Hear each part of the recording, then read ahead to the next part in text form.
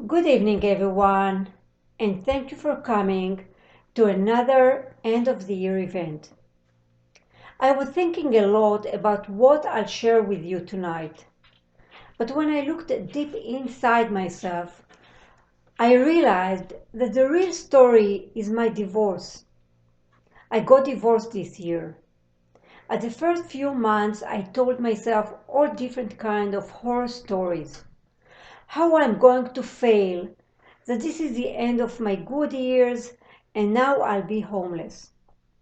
It's not that these stories really happened physically, but it happened in my head.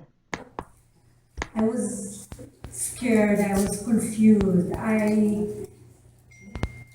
All the demons started to come. And you heard my story in the past that, I have the pessimistic side, the very optimistic side. And of course, when something is not really working well, I start to fear that the world would collapse and I won't be able to survive. And that's the end of it. And that story started to overwhelm me, and I started to be very reserved. I just couldn't, I felt like I couldn't really function. And at some point, I took a very big breath and I've asked myself, what is it that I'm so scared of? And when I've asked that question, that moment, I remembered something that happened to me 30 years ago. When I was in the military, that was a time, to those of you who know, Raful was the chief commander. Now, Raful really wanted that the soldier would be knit with the army beret on and the shirts tucked in their pants, and that he would be able to be proud of the soldier he is commanding. So one day, after a night shift, I don't know what happened to me, but I basically forgot that I'm a soldier. I had my uniform, but nothing other than that. I was basically naked. I had no ID, nothing than my shirt and pants. And I was about to hitchhike back home when, as I'm going to the place where we used to stand, I see an army policeman looking at me like that. Now my heart started to really beat fast. What am I going to do? This is really scary because, like, should I run? He's with his motorcycle just waiting for me. And they were really big that time about all those soldiers that thought that they can walk in any way they want because we were supposed to be mute. So the option of running away was not an option. To hide, where would I hide? I mean, he sees me, he saw me, it was clear. He was waiting, looking at me. And then that moment, suddenly, everything stopped. And I got quiet, and I realized I do have an opportunity over here. And remember, when I have an opportunity, I always say yes. So what is my opportunity?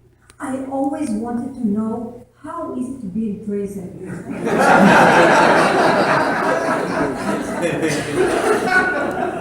So I just walked to him. I said, you can just put me in prison. It was in total shock. He looked at me and said, what's wrong with you? And I said, I know that I'm not dressed correctly. So you probably want to ticket me. So I'm giving him now all the explanation why he should put me in prison. So you probably want to ticket me, but there is one problem. you would ask me for my ID. But unfortunately, I don't have my ID with me. I don't have my wallet with me, and I can't actually prove you who I am. So, I don't know how you know who I am. I can give you any name I want. I just don't see how we resolve that. So the only way for you to deal with me right now, take me with you, and let's get over that. So he was in total shock. I guess no one ever approached him like that. And he said, you know what? Just go home and never do that again. So that moment of quiet and asking myself the question, what's going on? What are the options? That moment I realized that basically those are fake demons in my head. Because really, why am I worried?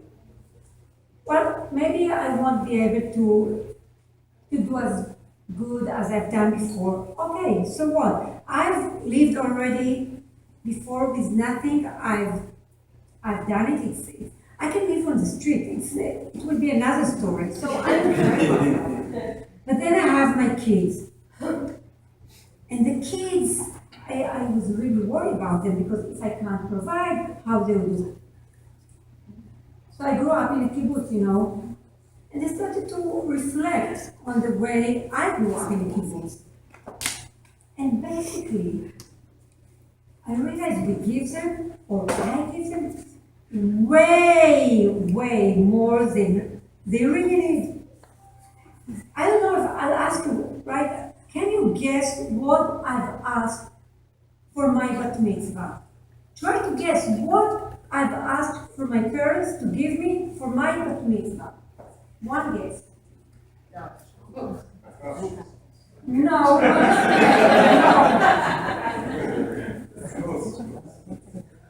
So, believe it or not, the only thing I wanted was a big towel. Because in the kibbutz we had a very narrow, small towel that couldn't really hug you and dry you. It was like all over, trying to make yourself dry, but it wasn't big enough. And my dream was to have a big towel. And on my bat mitzvah, in my parents' room, on the table, there was a pink towel with pink and white flamingos waiting just for me. And even Itamar, my son, knows that towel because it went with me from Israel to Switzerland to the US, and I guess just recently it's vanished into dust. But it was with me for 40 years. For my 13 years old, I got a pen, a Parker pen, with my name graved on it from my father. Small things. I loved it. It was mine and it was something valuable. So basically, we can live with less than what we give them. They will be fine. The other thing I realized that we worry about them way too much. And maybe if I'll give them a little bit of freedom. Now, not as much freedom as I'm going to tell you right now, because I won't be able to survive that kind of freedom. But just a little bit. So, when I was 14, now my daughter Aya, just so you'll understand, in 5 months she's going to be 14. So maybe I was 14 and a half. I was a 9th grader. It was Passover vacation, and in Israel, Passover vacation is for 3 weeks. We were about to leave home, and I just bumped into one of my friends. He was a 10th grader, twice as tall as I am. Thin like a spaghetti. It was like, hi Shahar, how are you? Good. Now, this Shachar, school for him was just a recommendation. He wasn't really there. He was wandering around in the classroom. That wasn't for him. But he was cool. So I said, what are your plans for this for pass verification? And he said, well, I think I want to go to Sinai desert. Would you like to come with me? And you know what was the answer? Of course I want. When are we going? Well, go pack your stuff. Let's go tonight. I left his kibbutz, went back to my kibbutz, went to the kitchen, packed some food cans like with peas and corn, dry fruits. I went and I guess I packed some clothes. I don't remember that, but I guess that I needed some clothes. Sleeping bag, and I was on my way back to the bus that would take me to his kibbutz. When it just occurred to me that maybe it's a good idea to tell my parents that I'm about to leave. Now I had no clue for how long, and we didn't have any cell back then, but I just thought, well, I don't want my mom to worry too much, so it's a good idea, I'll tell her that I'm leaving. So I went to my mother, and I said, I'm leaving to Sinai today, and I'm not sure when I'll be back. She looked at me like I threw a bomb over her. I don't think it's a good idea. I shrugged my shoulders, said, I don't care. Well, in the kibbutz, the parents had no authority over us. We just raised ourselves. And we felt very strong. We were just independent, and we felt that we really don't need the old people. Now, she wasn't that old back then. I guess she was 35, 34, but she's not old. I thought that she's very old. So I left. She gave me a little bit of money, and I guess she prayed that she would see me again. In the afternoon, I met Shachar, and we reorganized our stuff. And the plan was, we are leaving at night. Can you imagine 2 kids leaving around 10, 11 p.m. to hitchhike, because we don't have much money, to Eilat, and from there to Sinai. I'll never let even my older boys to do that. It's not something that I can imagine someone doing, but we knew what's going on. Everything was under control. Now, you're asking yourself, why 11 o'clock at night? Maybe one of the Israelis would have a clue. Why? What was the idea about going to Eilat at night? Sunrise? No, it was hitchhiking. It wasn't a bus. See the sunrise? That's a great idea, but no. That's another story that I'll keep for next year. So the reason our kibbutz was on the path to Eilat, on the main road to Eilat, and the trucks used to drive to Eilat at night. And we knew that the truck drivers are lonely, and probably they would like to have company. And who else they would want to have with them other than 2 kids going to Eilat? Of course. So we went around 11 o'clock at night to the main road and started hitchhiking.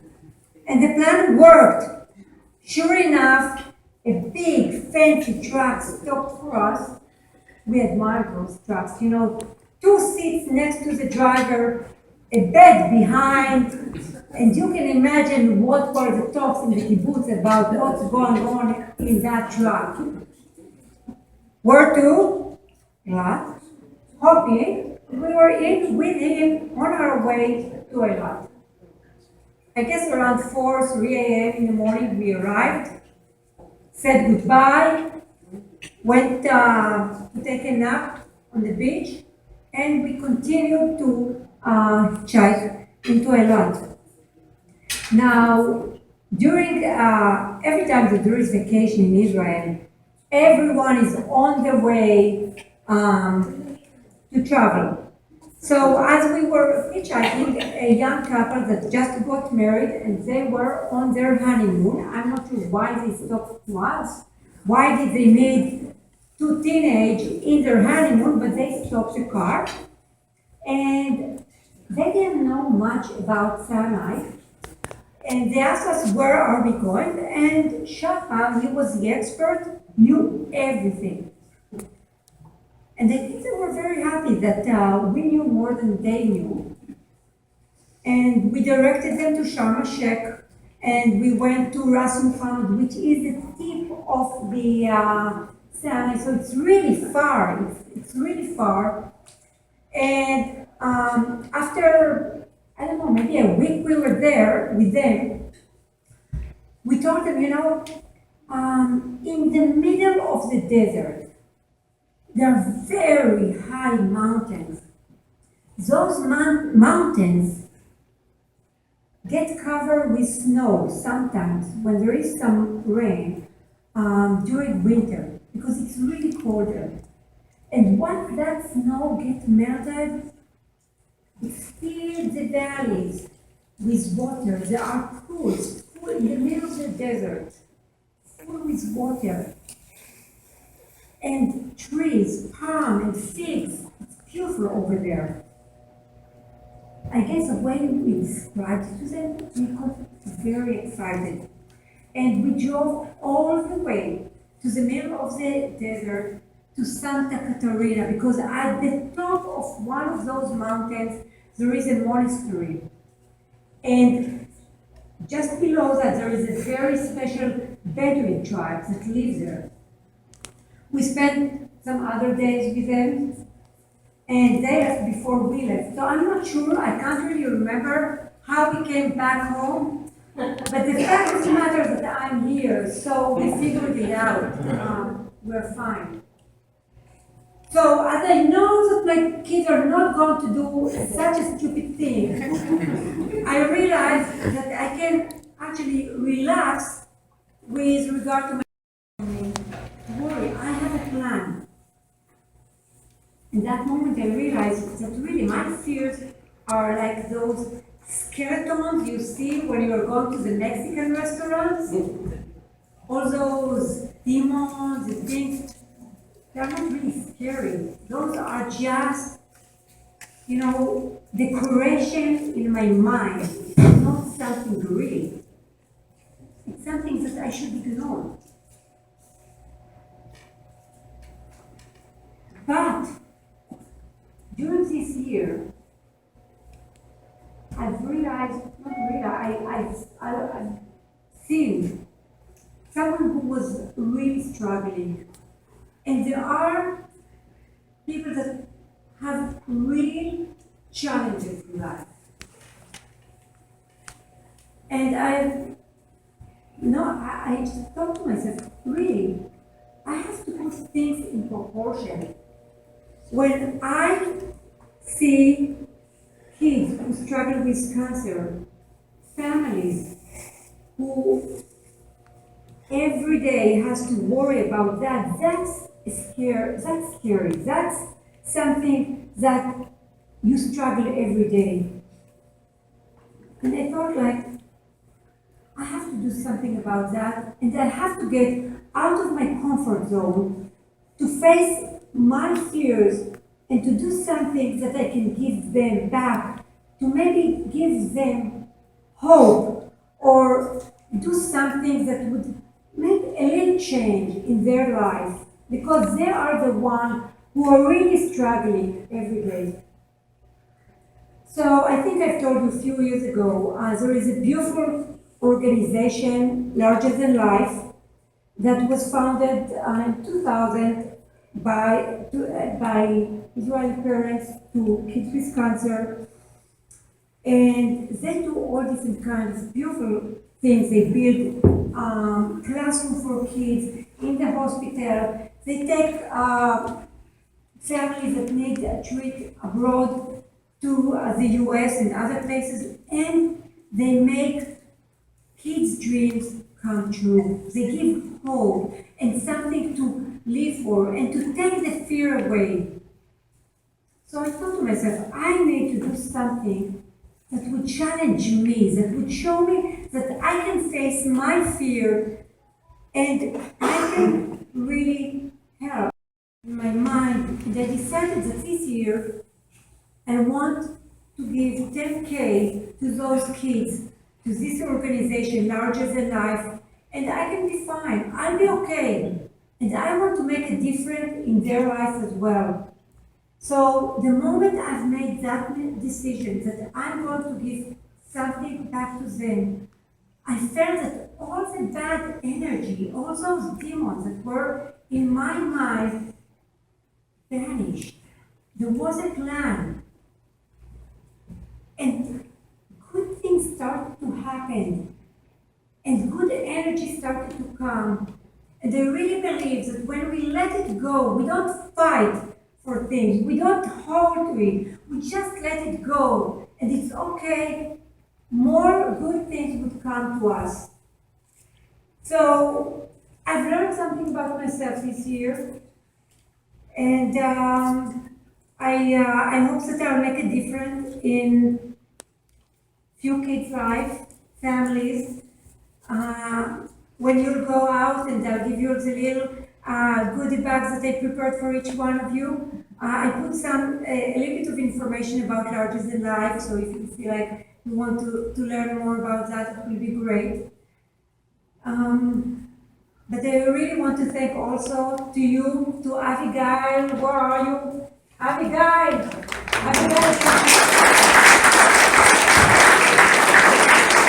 Who joined me this year. And she was with me with my bad days and my bad energy and with my good days. I'm not always the same. I'm not always that nice. I'm trying, but it's not always working. Irene Finkelstein, who is always doing my and she's such a good friend, and I love you. And I love all of you, and I thank you so much for being for me and being my friend. And there is a photo booth here for you to enjoy it. There is more food, and be sure before you leave to take your goodie bag. Thank you so much for everything.